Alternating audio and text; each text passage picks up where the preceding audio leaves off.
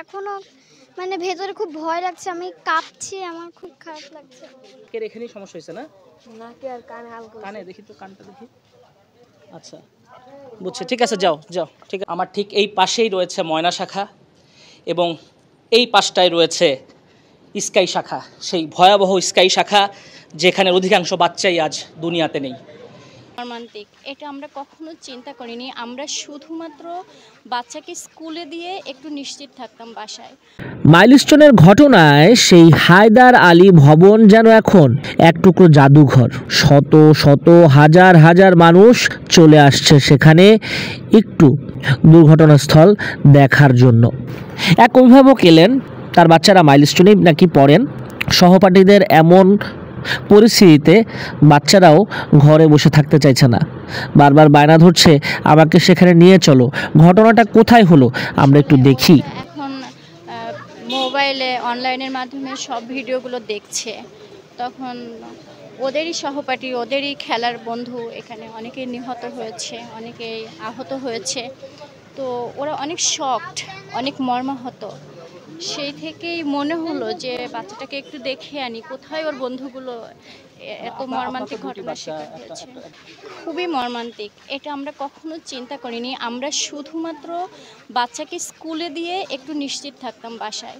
আমরা ইভেন ওদেরকে প্লেগ্রাউন্ডেও একা দিই না কখনো, বাসার নিচেই প্লেগ্রাউন্ড আছে, কিন্তু এই যে ভয় থেকে আমরা কখনো বাচ্চাকে অ্যালাউ করি না নিচে নামতে। সেখানে আমরা শুধুমাত্র বাচ্চাকে একটু স্কুলে দিয়ে বাসায় একটু নিশ্চিত থাকলাম যে আমার বাচ্চাটা সেফ প্লেসে আছে। কিন্তু মাইলস্টোনের এই ঘটনায় আমরা এখন বাচ্চাকে স্কুলে দিতে গেলেও কেমন যেন মনের ভিতরে খুব ভয় লাগছে। আসলে এটা দুর্ঘটনা, আর মহান আল্লাহর কাছে আমরা প্রার্থনা করি যে যে বাচ্চাগুলো আহত হয়েছে, যে বাচ্চাগুলো নিহত হয়েছে, আল্লাহ যেন আহত বাচ্চাগুলোকে খুব তাড়াতাড়ি দ্রুত সুস্থ করে দেন, তাদের কষ্ট কমিয়ে দেন। যে বাচ্চাগুলো নিহত হয়েছেন, আল্লাহ যেন তাদেরকে জান্নাতের পাখি করে নেন। আমি তো এখানে সব কিছুই দেখছি, আমার খুব খারাপ লাগছে, মানে আমার এখনো মানে ভেতরে খুব ভয় লাগছে, আমি কাঁপছি, আমার খুব খারাপ লাগছে। জেট ফুয়েলের তেজস্ক্রিয়তা কতটা সেটা যারা এর সম্পর্কে জানে বোঝে তারাই জানে। ধরুন আপনি রান্না বান্না করছেন, ঘরে একটু পোড়া ছ্যাঁকা লাগলেই গাটা জ্বালা করে, কিন্তু এখানে যে শিশুরা দুনিয়া ছেড়ে চলে গেছে তারা 1500 ডিগ্রি থেকে 2000 ডিগ্রি তাপমাত্রা সহ্য করতে হয়েছে। কেউ বেঁচে আছে, কেউ বেঁচে নেই। যেখানে পাখিগুলো খেলতো, পড়াশোনা করতো, তাদের কলতানে মুখর থাকতো করিডোর, সেই করিডোরে শূন্যতা গ্রাস করেছে।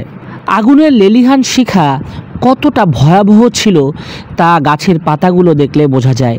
হায়দার আলী ভবনের কাছে ঘেঁষা গাছগুলো একেবারে পুড়ে ছাই, কয়লার আকার ধারণ করেছে, ধূসর আকার ধারণ করেছে।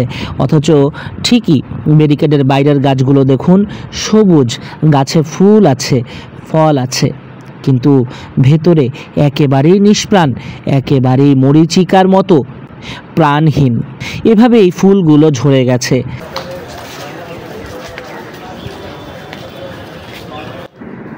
নাজিয়া, নাফি, আরিয়ান, বাপ্পি, মাকিন সহ আরও যারা এই ক্যাম্পাসে আসতো তারা আর কোনো দিন আসবে না, তাদের পা পড়বে না, তারা এখন চিরশান্তিতে ঘুমাচ্ছে। অবাক করা ব্যাপার কি জানেন, এই কোচিং বাণিজ্যর কারণেই নাকি এই ঘটনা।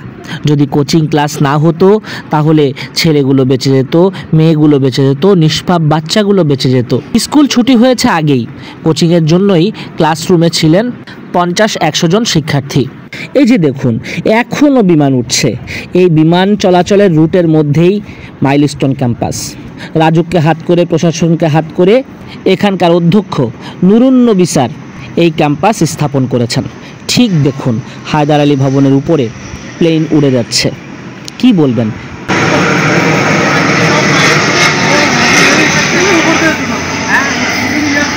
দর্শক, এখনও কান পাতলে শোনা যায় মাইলস্টোন কলেজের যারা হতাহত সেই শিশুদের আর্তনাদ।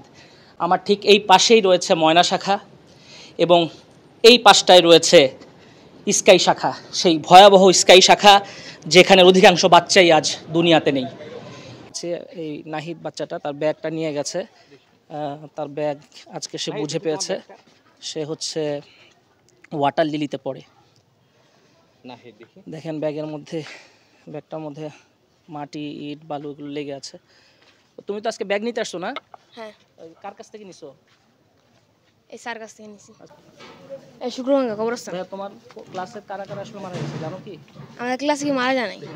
তুমি তাহলে তোমার ক্লাসে কোন পাশে ছিল এখানে? একদম লাস্টেরটায়। লাস্টেরটায়। ওখানে কি আগুন গেছিল? না, সে ধোয়া গেছিল। ধোয়া গেছিল? এই ধোয়ার কারণে আর কি এই নাকে হ্যাঁ ইয়া পাইছি। নিঃশ্বাস নিতে পারতেছিল না? না, হ্যাঁ খুব কষ্ট হচ্ছিল। কালো ধোয়া না? ওই দিনের ঘটনাটা একটু বলতো, কি অবস্থা ছিল? কি ঘটনা, কয়টার সময়, টাইমটা মনে আছে? না, টাইমটা মনে নেই। আচ্ছা, তোমরা কারা কারা ছিল? তোমরা ওই সময় কি করতেছিলা? আমরা ক্লাসে বসেছিলাম। হ্যাঁ, তারপরে তারপর হঠাৎ করে একটা আওয়াজ হলো। হ্যাঁ, তখন একটা কালো ধোঁয়া আমাদের ক্লাসে আসলো। হ্যাঁ, তখন আমরা নিঃশ্বাস নিতে পারতেছিলাম না। আচ্ছা, তখন আমরা জানলার কাছে চলে গেছিলাম। হ্যাঁ। তখন গ্রিল ভাঙা হয়েছিল। তারপর আমরা বেরিয়েছি। গ্রিল ভেঙে? হ্যাঁ, কয়জন ছিল ওই সময় তোমাদের? এই 20 জনের মতো। স্যাররা ছিল? হ্যাঁ, কোন মিস স্যার ছিল? মিস ছিল। কোন মিস? মিসের নামটা ভুলে গেছি। আচ্ছা, কি পড়াচ্ছিলেন, কোন বিষয়? লাস্টে বিজিএস লাস্টের ক্লাসে তখন মিস চলে গেছিল। মাসুকা মিস আমার ক্লাস নেয় না। ও আচ্ছা। আচ্ছা, এই ঘটনাটা যখন প্রথম ঘটতেছিল তখন আসলে তোমার কি মনে হচ্ছিল? হ্যাঁ, হ্যাঁ, গ্রিল ভেঙে বের করছে? হ্যাঁ, আচ্ছা, কিভাবে? আঙ্কেলরা তো অনেক কষ্ট করছে না? হ্যাঁ। যখন আমরা ভিতরে আটক ছিলাম তখন তার 2 মিনিট পরেই আর্মিরা আঙ্কেল ছিল আসে আমাদের বাইরে করছে। আর্মি আঙ্কেলরা যে আসছে, ওনারা যদি একটু পরে আসতো তাহলে তো আর বাঁচতে পারতাম না মনে হয়। না, তোমার সাথে নিতে পারতেছিল না? কষ্ট হইতেছিল, বাঁচা বলতেছিল শুধু। তোমরা কতজন ছিল ওখানে ভিতরে? 20 জনের মতো। 20 জনের মতো। কেউ কেউ সময় মারা গেছে নাকি আহত? না। সব স্বপ্নদ্রষ্টার স্বপ্ন পূরণ একটা সাইনবোর্ড দেখা যাচ্ছে। ইট পাথরে আবৃত শহর ঢাকায় একটা স্বপ্ন তৈরি করেছেন কর্নেল অবসরপ্রাপ্ত নুরুন নবী স্যার। কিন্তু নুরুন নবী স্যার ঠিকই জানেন যে এখানে ক্যাম্পাস হবার কথা নয়। তারা তাদের স্বার্থের জন্য করেছেন, তারা নেচার দেখেছেন, কিন্তু দেখেননি বা ভাবেননি কোমলমতি শিশুদের উপর একদিন পড়তে পারে আকাশ থেকে প্লেন। আর সেখানে এই মস্ত বড় ভুল। নগর বিশ্লেষকরা বলছেন এই ক্যাম্পাস অতি সত্বর সরিয়ে নেওয়া উচিত, কারণ এখানে অদূর ভবিষ্যতে আরও ঘটনা ঘটতে পারে। কারণ প্লেন চলাচলের রুটের একেবারে নিচেই অবস্থিত মাইলস্টোনের এই দিয়াবাড়ি ক্যাম্পাসটা।